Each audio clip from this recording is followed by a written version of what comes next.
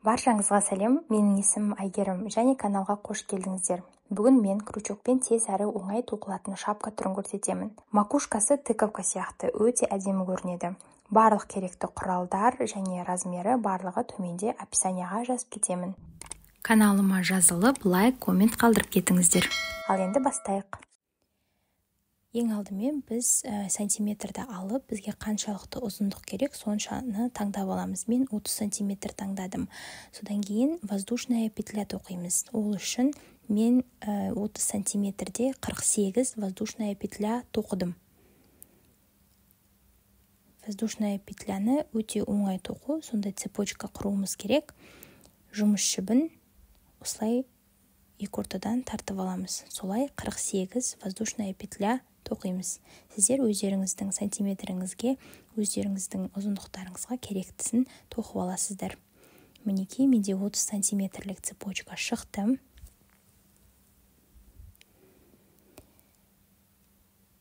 Менің шапкамның узоры столбик с одним накидом. Сол үшін мен бірінші накид жасаймын. Бір воздушная петля тоқуды ұмытпаңыздар. 49 воздушная петля болу керек. Ол бізге ары қарай жұмыс жасау үшін керек. Накид келесі петляға салып, үшеуін бірге тоқимыз.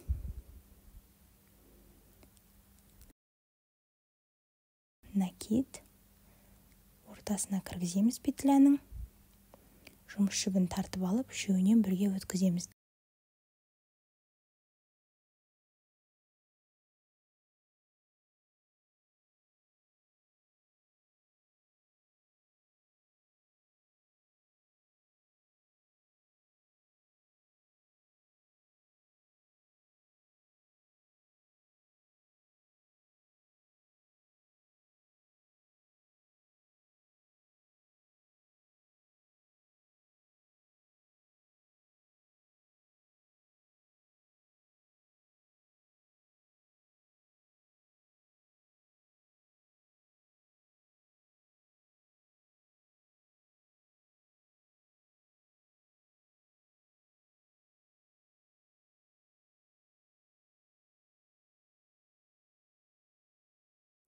Дәл осылай тоқуды ары қарай жалғастырамыз. Ең соңында дейін тоқымаңыздар, себебі біз макушкасын жасауымыз керек. Ол үшін соңында 10 петляны тастап кетесіздер. Міне мен 38 столбик с одним накидом тоқыдым. Соңында 10 петляны тастап кеттім, воздушная петляны. Бұл бізде макушка. Ал мынау бізде төмен жағы, яғни отворот жасайтын жағымыз. Енді келесі 39-шы петляға тағы тура солай накид жасап, столбик с одним накидом тоқимыз. Келесіне 40-шысына тек соединительный столбик жасаймыз.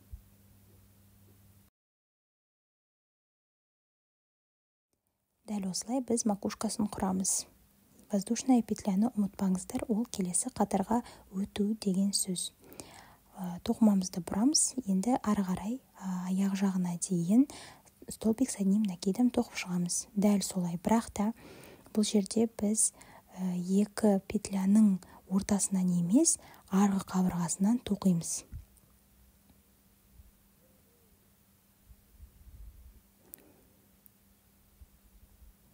Арғы қабырғасынан, бер жағын емес, екеуінде емес, арғысынан тоқисыздар. Столбик с одним накидом.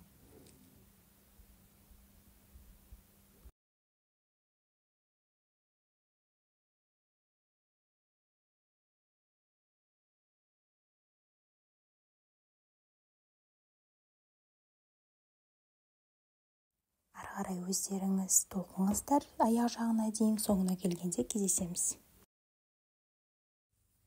Соңғы петляны тоқып жатырмын. Енді ең соңғы петляны ұмытпаңыздар, ол кішкене көрінбей қалуы мүмкін. Және де бір қабырғасынан емес, екеуінен бірдей өткізіп тоқисыздар. Сонда шеті әдемі, ровны болады.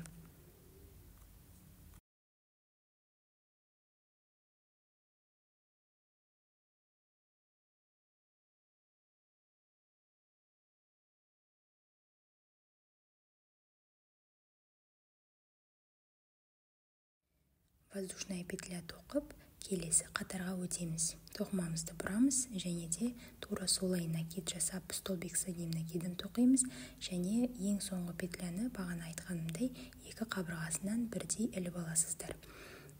Ары қарай бір ғана қабырғасынан тоқи бересіздер бағанағындай. Тура солай соңына дейін өздеріңіз тоқып шығыңыздар. Ар жағында қалай макушкасын формировать ету керек, соның барлығын көрсетемін.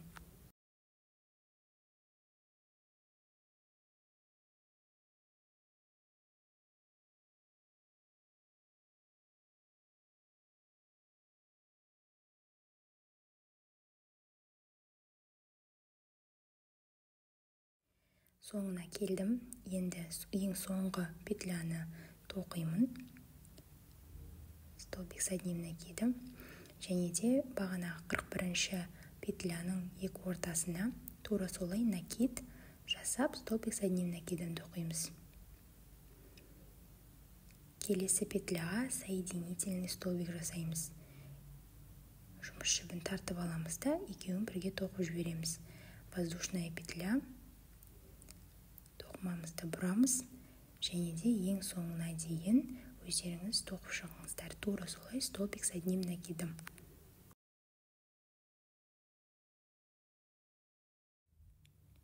Ең соңғы петляны тоқимыз. Екі қабырғасын бірдей іліп аламыз. Соны ұмытпаңыздар. Воздушная петля және де қатарды қайтадан тура солай ары қарай тоқи береміз. Дәл осылай біз бір клин тоқимыз. Бізге бұндай клиннен 4 керек.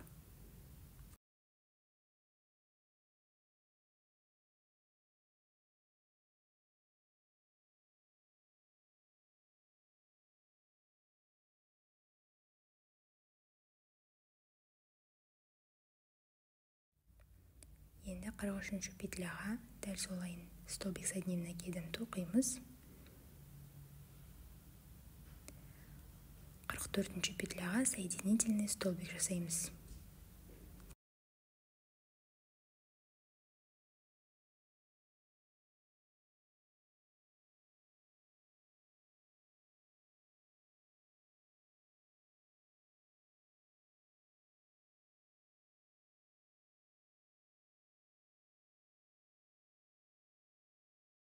Барлығы түсінікті болды деп ойлаймын. 45-ші, 46-ші, 47-ші, 48-ші петляларды өздеріңіз тоқып шығыңыздар, яғни өздеріңіздің соңғы қалған 4 петляны.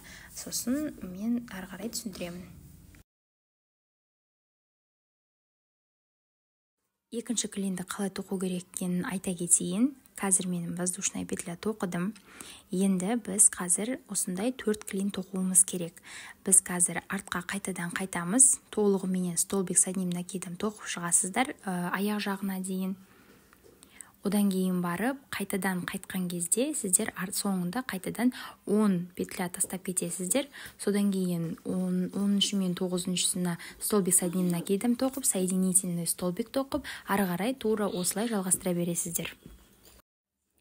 Мен 4 клин тоқыдым. Менде мынау оң жағы менен теріс жағын өздеріңіз определять етіп алсаңыздар болады. Мен міне 1-ші, 2-ші, 3-ші, 4-ші клин. Более гладкий тоқылған жағы ол оңғы баламыз, егер сіздерге сол жағы ұнаса. Ал енді более рельефный жағы ол теріс жағы менде. Ұзындығы шапканың 30 сантиметр, ал ені болса 22 сантиметр. Енді мен теріс жағына шапкамды аударамын, сыртынан тоқимын, өйткені бір-біріне сыртынан жалғаймын.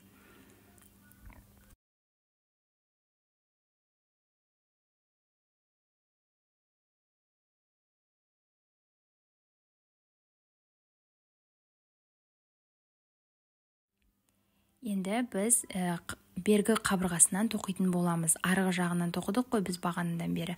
Енді бергі петляның бер жағын іліп аламыз да. Келесінің өзі бір ғана петлясы бар. Сол жерден екеуін іліп алып, ары қарай тоқи береміз. Соединительный столбикпен тоқимыз. Дүп-түзу ұстаңыздар, әрбір петлясы бір-біріменен сай келуі керек. Осылай шапкамызды макушкасына дейін тоқып шығамыз.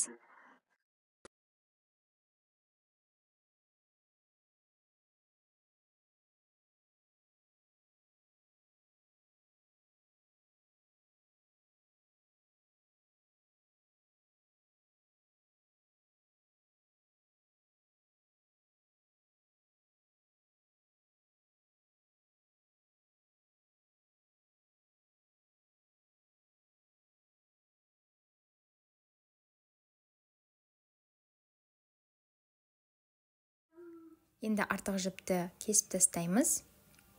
Макушкасын тоқуымыз керек. Ол үшін крючокты аламыз. Жаңағы кесілген жіпті барлық макушкасындағы бар петлялардың арасынан өткізіп шығамыз.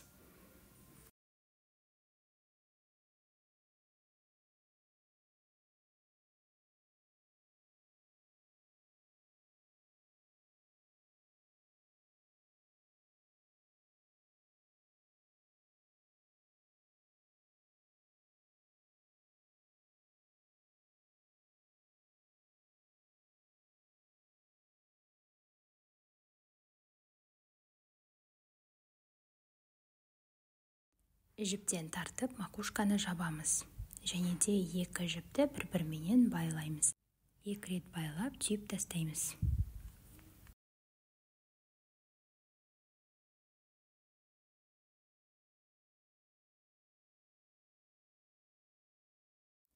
Менің шапкам дайын болды. Өте әдемі, аккуратно шықты. Даже біздің жасаған жалғаған қатарымыз, яғни шов байқалмайды. Себебі өте әдемі тоқылған. Сіздер де дәл осылай тоқып алсаңыздар болады. Сіздерге мастер-класс ұнады деп ойлаймын. Менің каналыма тіркеліп, лайк, комментарий жазып кетіңіздер.